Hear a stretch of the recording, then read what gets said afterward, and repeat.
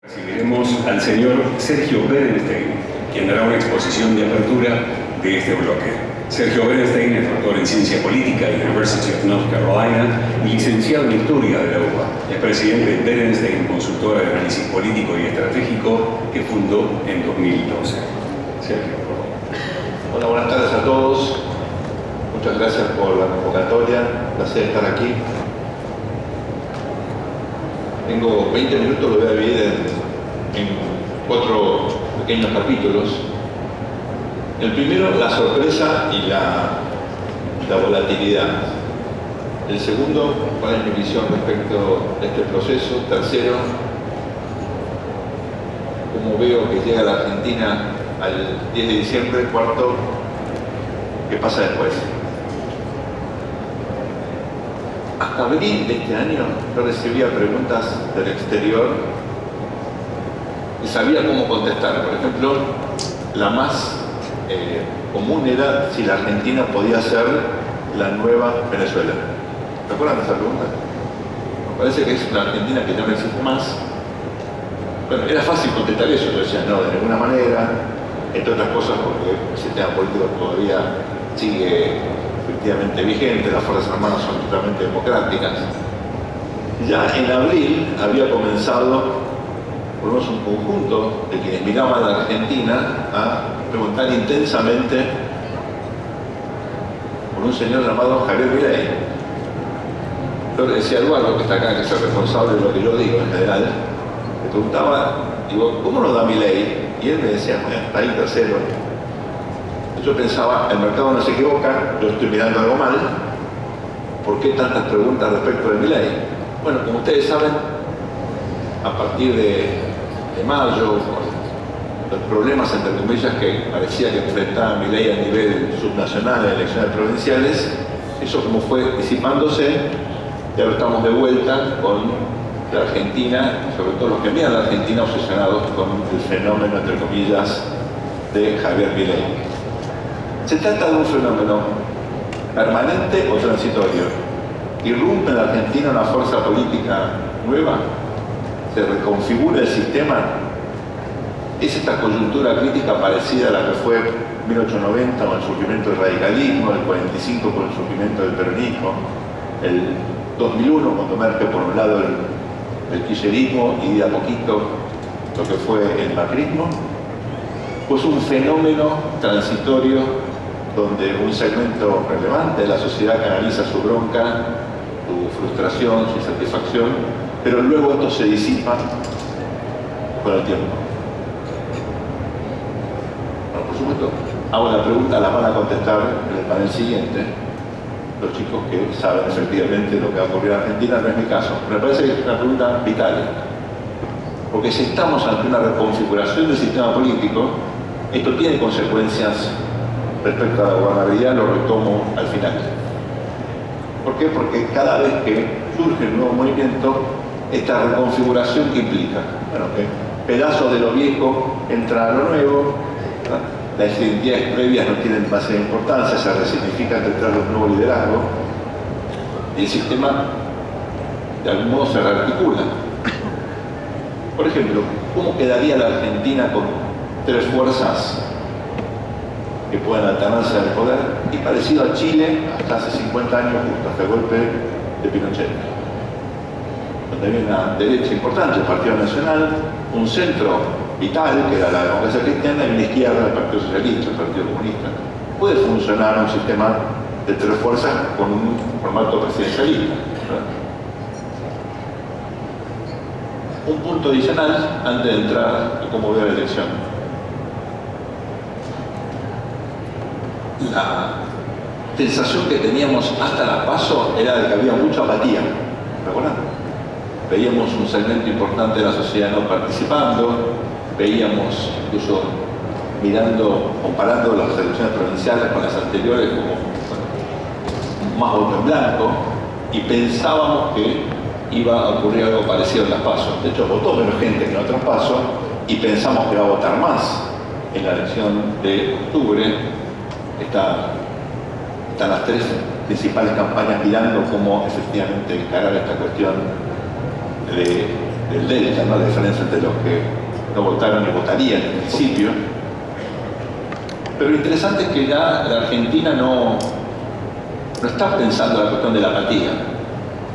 Y de hecho, algo que me parece muy importante de este proceso, si se confirma que estamos frente a la erupción de algo nuevo, y aun cuando se tratase de un fenómeno estrictamente transitorio, es que la Argentina resuelve, en todo caso, un problema de demanda política de forma democrática, mediante el voto. Encuentra un candidato. Puede que, mirando la historia argentina o de otros países, este reclamo, esta demanda insatisfecha, no se hubiese canalizado mediante el voto, sino, por ejemplo, no votando, o con una manifestación potencialmente autoritaria. El hecho de que esto se hace efectivamente canalizado de forma democrática implica que la democracia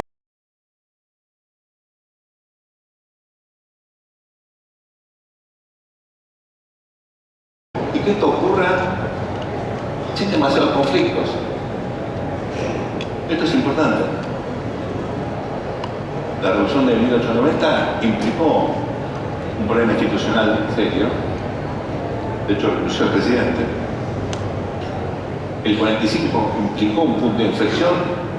Vamos a jugar acá si el peronismo fue no autoritario, pero claramente de ahí se desató una ola de golpe de Estado con mucha violencia, prescripciones, etc. La ruptura del 2001 estuvo atravesada también por otra renuncia presidencial. Bueno, podemos juzgar que el presidente se tomó como una especie de, ¿no? Hizo una especie de retiro adelantado, pero no tenemos una crisis institucional. Entonces, procesaría incluso en un contexto donde las reglas del juego, por lo menos hasta ahora, están mantenidas. Esto es muy importante para el sistema político en su conjunto. Es un test de madurez para el sistema político. ¿Cómo veo este proceso electoral? Bueno, por supuesto no tengo la menor idea de lo que va a ocurrir, pero claramente estamos ante un contexto donde hay mucha incertidumbre. Muchos creen que Milei ya sea ganador, otros creen que va a haber segunda vuelta, hay peleas de quienes llegarían a esta segunda vuelta, el gobierno quiere convencernos a todos que Massa, por supuesto que es un poquito voluntarista pensar que eso ya está definido, teniendo en cuenta el contexto, sobre todo macroeconómico, pero lo cierto es que esta indefinición es otro de los test fundamentales de la democracia. Tenemos que llegar a una elección sin saber quién va a ganar. Esto es muy importante. La incertidumbre respecto al ganador es otra de las características que yo quiero señalar de este proceso, que me parece muy sano.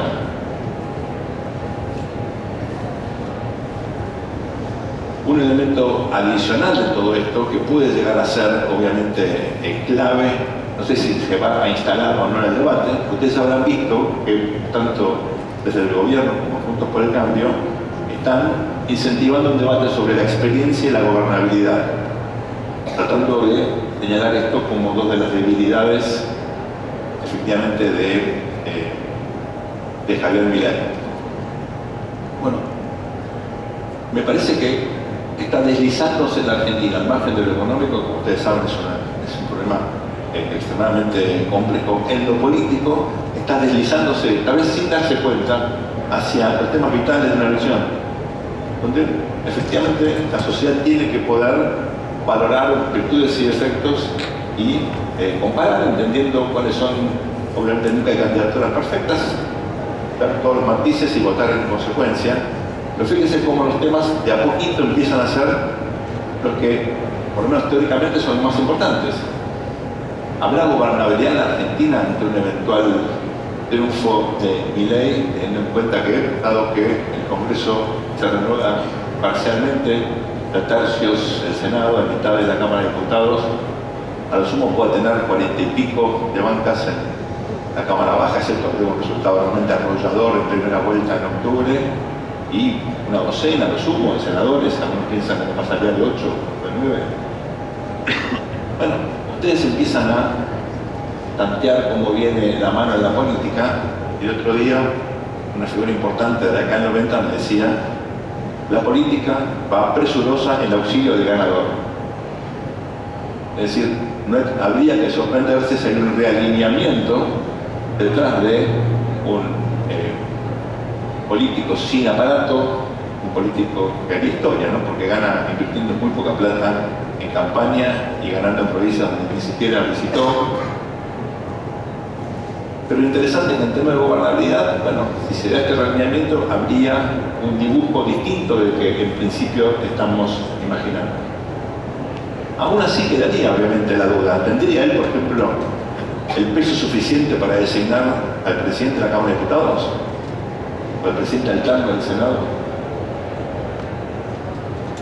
Esto es importante porque él heredaría una presidencia efectivamente muy débil. Alberto Fernández deja un legado probablemente bastante hueco, pero sobre todo va a dejar una presidencia sin peso específico. Y una de las tareas del próximo presidente va a ser reconstruir la institución presidencial. Teniendo en cuenta que, veremos qué pasa en la ciudad de Buenos Aires, en Mendoza, pero en principio él no va a contar con muchos gobernadores. Sumo. Con muy pocos intendentes, sí que tiene alguno. El peso territorial va a ser efectivamente casi nulo, con lo cual estamos frente a un presidente que puede ser legal, legítimo, pero que no contaría, objetivamente hablando, con peso institucional. Ahí sí viene un interés fundamental para el sistema político, cómo se reacomoda frente a eso. En la hipótesis de la transitoriedad, estamos ante un riesgo. En la hipótesis de la reconfiguración del sistema, por el contrario, sería cuestión de tiempo hasta que él moldea una coalición distinta, como hizo en su momento Kirchner, también ganando en minoría, ¿recuerdan? Usted era, bueno, pues tenía el PJ detrás. Bueno, no todo el PJ. Por una parte del PJ, él se recostó en otros sectores, viudas y huérfanos del Repaso, de la Alianza, y luego sí, a partir del 2005, logra el liderazgo con el triunfo, la batalla de la provincia de Buenos Aires, con el triunfo de Cristina sobre Chiche Duarte. Pero fíjense, por eso es tan importante lo primero, si es algo permanente o transitorio, porque de eso deriva el formato político que puede tener la Argentina a partir de esta elección. Entonces déjenme ir un poquito más allá.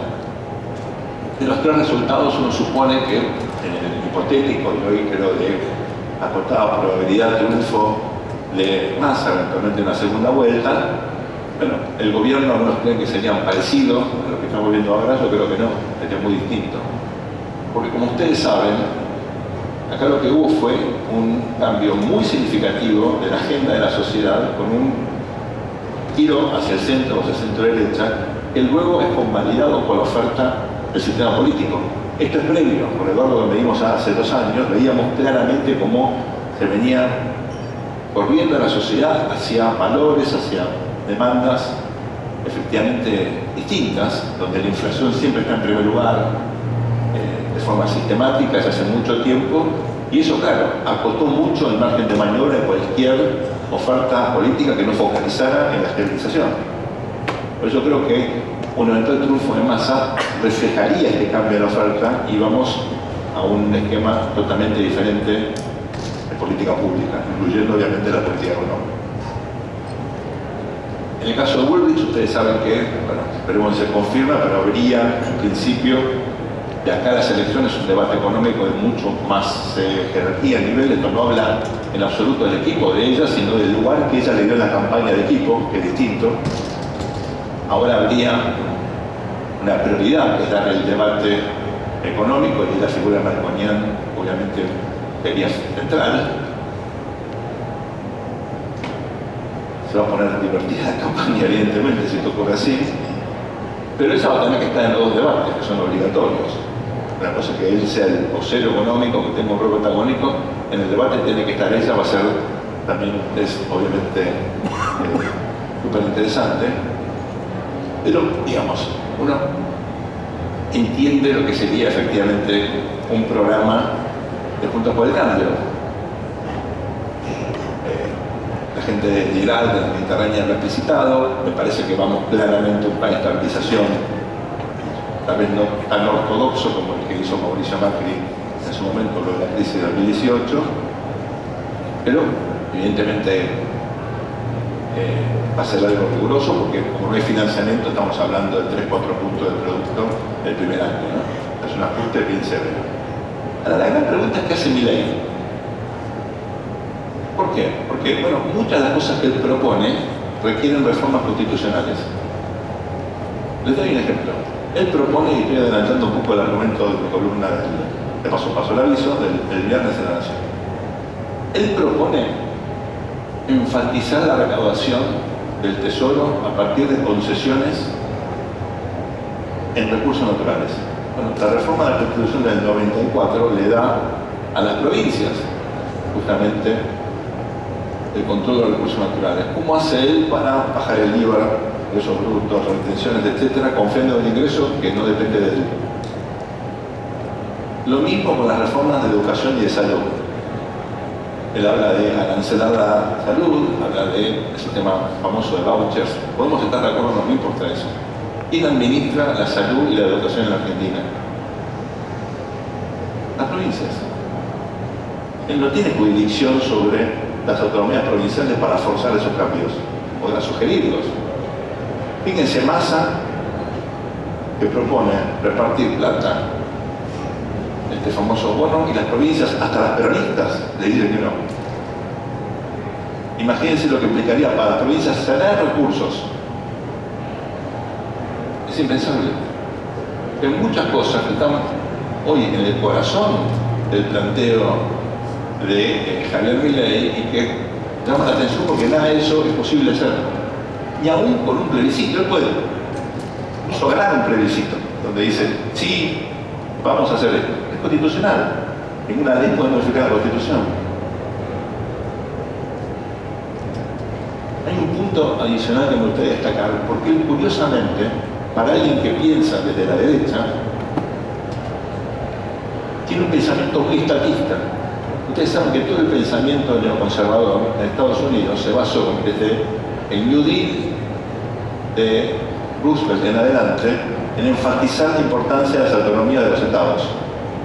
Y la gran pelea que incluyó la reversión del fallo Roe Wade tiene que ver justamente con esta incursión del Estado federal en las autonomías provinciales, muchas veces con fallos de la Corte, sin tener en cuenta la opinión, ¿verdad?, de los estados.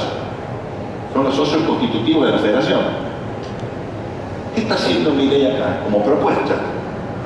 Bueno, revierte esto y lo que defiende, curiosamente, al mejor estilo keynesiano, es el rol del Estado Nacional en reformar las autonomías provinciales. Esto es muy inusual, implica cierta contradicción filosófica, pero lo más interesante es que es imposible de cumplirse. ¿Ustedes se imaginan a senadores y provinciales con la actual configuración del Congreso votando incluso una reforma de la Constitución ante la posibilidad de que una mayoría circunstancial le dé a Milei la chance de romper este dibujo consagrado por la Constitución del 94? Entonces, difícilmente él puede hacer, aún cuando tenga la mejor voluntad, casi nada de lo que propone en su plataforma. Por eso me parece que el enigma efectivamente es cómo gobernaría Milei. Creo que no, hasta que esto no ocurra no vamos a poder contestarlo, pero me parece que el miedo que tiene el mercado tiene que ver con estos aspectos, que son medulares. Última cuestión. La Argentina, con esto cierro, nunca tuvo un partido fuerte, competitivo electoralmente, nacionalmente instalado de derecha. Milei sería la primera vez que Argentina tiene esta posibilidad. Desde que tuvimos la ley Sáenz Peña en adelante, no tuvimos fuerzas conservadoras de derecha competitivas, en parte porque el radicalismo se encargó, como ustedes recuerdan, de debilitar las bases territoriales del viejo orden conservador, muchas veces con intervenciones federales, la mayoría de ellas por decreto, hechas por Irigoyen. El Congreso funcionaba poco tiempo al año en esa época, pero él esperaba que estuviese el Congreso cerrado para efectivamente intervenir en provincias, incluyendo la provincia de Buenos Aires, gobernada por un dirigente conservador. Entonces, a partir de ese momento, las fuerzas tradicionales de derecha en Argentina nunca lograron construir un partido político competitivo. Lo intentaron varias veces, pero no funcionó. Se colaban en los grandes partidos nacionales, siempre en el radicalismo, en el peronismo, pero cada vez que intentaron, para ir muy atrás, con Udelpa, por ejemplo, con Aramburu, luego con la Nueva Fuerza, con la UCD, la Acción para la República, Recrear, todas esas intenciones, incluyendo la del PRO, terminaban con, a lo sumo, una encarnadura territorial limitada, en el mejor de los casos, obligados entonces a pactar con los grandes partidos, como ocurrió con Cambiemos. Esta sería la primera vez que tenemos una fuerza de derecha competitiva, territorialmente extendida, ustedes han visto el mapa violeta de la Argentina, y con un liderazgo muy claro, distinto, diferencial. También en ese sentido creo que la democracia sale fortalecida. Argentina daría en ese sentido, creo yo, un paso enorme hacia la consolidación de su sistema democrático. Les agradezco muchísimo la atención, fue un placer estar con ustedes.